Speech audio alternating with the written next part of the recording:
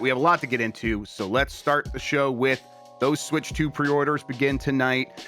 So if you're Eastern time, it's midnight. If you're on the West Coast, it will actually be 9 p.m. Pre-orders tonight. It is going to be all major retailers, but not like the Nintendo store, right? That's going to be later. So do you have like a preference, Jake, for where people should try to focus their energy, or is it kind of like a shotgun approach? Just kind of go. Yeah, that was one of the biggest questions I had. So the only exception is GameStop is not going live at midnight. Their online orders will be tomorrow morning at 11 a.m. Eastern, 8 a.m. Pacific. Whenever your local store opens, they have a separate allotment to pre-order in person in the store. It's kind of nice because GameStop is automatically your backup plan, right? If you don't get one at Target, Best Buy, or Walmart, who are the three that'll go at midnight, but Amazon's not doing them.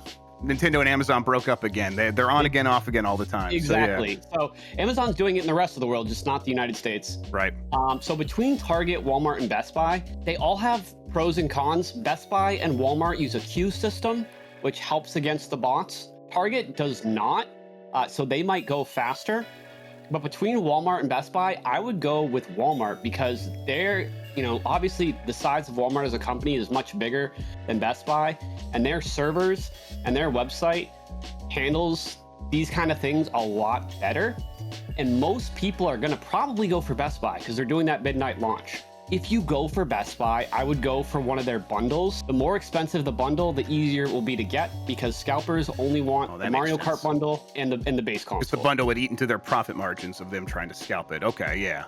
Exactly. So they have some crazy bundles. Some of them are up to $700. I don't think you need to go that crazy. Those ones will last the longest. But I would go with Walmart because they guarantee delivery by 9 a.m. on launch day. They used to be pretty bad, so they have a bad reputation, which is also why people might not choose them first. But definitely try for all three. I would keep in mind that Walmart's probably going to be people's best chance.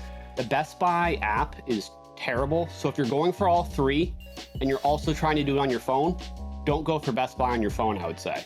Okay. Go for either Target or Walmart. As people are making these decisions, is there like a best practices for like splitting up like multiple devices? Should they have like the Target app and like all their stuff preloaded on their phone? Like, is that just basics at this point? Make sure you have your account on Walmart and Target and Best Buy and all the payment info already in there ready to go. Should people be doing that right now?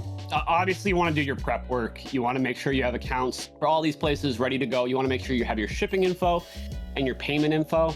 A tip that works really well is during restocks or pre-orders, obviously these retailers, their servers are getting throttled.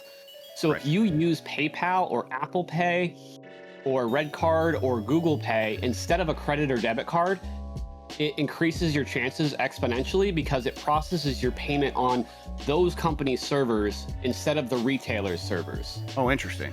If you were trying to get a Switch 2 tonight, you had just enough money to get one, like what is your go-to, like what is the one thing that you recommend everybody do and like the best path forward? Like what would you say to that person in that situation? Shameless self-plug here, but I think it is really helpful, not just because of me, but I will be live streaming the pre-orders. And the actual benefit to the live stream is it will let us adjust on the fly. On your end, if you're not on the stream, you just have no idea what's going on. You don't realize, oh, this website's, the servers are just down, so I shouldn't be focusing on this right now. But in the live stream, I can tell you that instead of you panicking, it can at least paint you a picture of, okay, is everyone having this problem? Have the website sold out? Should I give up yet? If you can only do it from one place, I would be prepared for all three. Obviously, wherever you get in your order is good, but using the live stream can really help to figure out what you should be focusing on in the moment. And I think the thing that you opened with the don't panic, if you don't get it right away, just there's going to be other opportunities even before this thing comes out, right? There's going to be another probably like drop from retailers. People shouldn't have that immediate feeling of FOMO like maybe they might have felt with the PS5, which was a really extreme situation, right? Yeah, there's going to be canceled orders that get declined because of payment methods, and the retailers wait till a significant amount of those to pile up, and then they will also get allocated more stock, and then they'll drop them all together in random segments. And so when those drops happen, they're potentially easier because there's not this 1 week buildup of everyone knowing. And the other thing is, at the end of the day, Mario Kart is going to be a launch title, but even if you don't get it at launch, the next big game doesn't come out till July, like Donkey Kong. There is beginning talks of the country backing off on some of the tariffs, even on China. You know, this initial batch that they rushed into the country, maybe after this stuff settles down a little bit, which who knows if they actually will. You know, I think there's some maybe good news on the horizon here for these consumer electronics products.